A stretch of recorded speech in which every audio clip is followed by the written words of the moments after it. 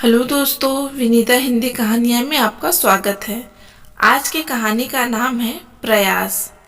एक समय की बात है, एक राज्य में एक प्रतापी राजा राज करता था। एक दिन उसके दरबार में एक विदेशी आगंतुक आया और उसने राजा को एक सुंदर पत्थर उपहार स्वरूप प्रदान किया। राजा वह पत्थर देख बहुत प्रसन्न हुआ। उसने उस पत्थर से भगवान विष्णु की प्रतिमा का निर्माण कर उसे राज्य के मंदिर में स्थापित करने का निर्णय लिया और प्रतिमा निर्माण का कार्य राज्य के महामंत्री को सौंप दिया। महामंत्री गांव के सर्वश्रेष्ठ मूर्तिकार के पास गया और उसे वह पत्थर देते हुए बोला, महाराज, मंदिर में भगवान विष्णु की प्रतिमा स्थापित करना चाहते हैं। 7 दिवस के भीतर इस पत्थर से भगवान विष्णु की प्रतिमा तैयार कर राजमहल पहुंचा देना। इसके लिए तुम्हें 50 स्वर्ण मुद्राएं दी जाएंगी। 50 स्वर्ण मुद्राओं की बात सुनकर मूर्तिकार खुश हो गया और महामंत्री के जाने के उपरांत प्रतिमा का निर्माण कार्य प्रारंभ करने के उद्देश्य से अपने औजार निकाल लिए। अपने औजारों में से उसने एक हथौड़ा लिया और पत्थर तोड़ने के लिए उस हथौड़े से वार करने लगा, किंतु पत्थर जस का तस रहा।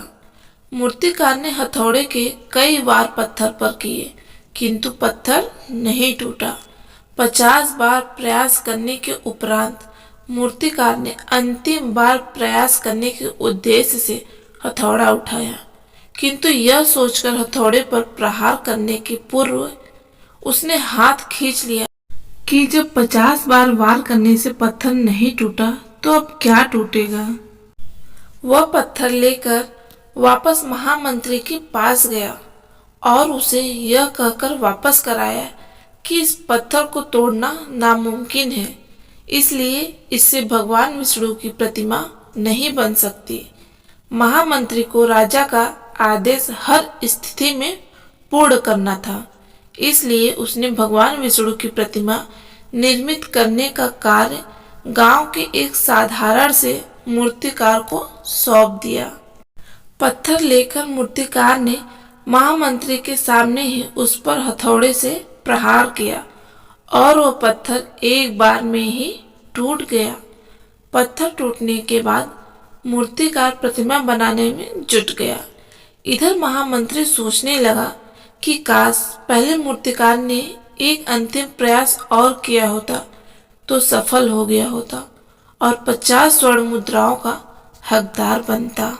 मित्रों, हम भी अपने जीवन में ऐसी परिस्थितियों से दो चार होते रहते हैं।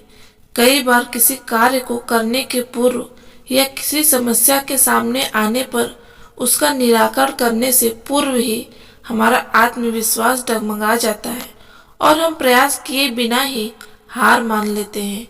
कई बार हम 1-2 प्रयास में असफलता मिलने पर आगे प्रयास करना छोड़ देते हैं, जबकि हो सकता है कुछ प्रयास और करने पर कार्य पूर्ण हो जाता या समस्या का समाधान हो जाता।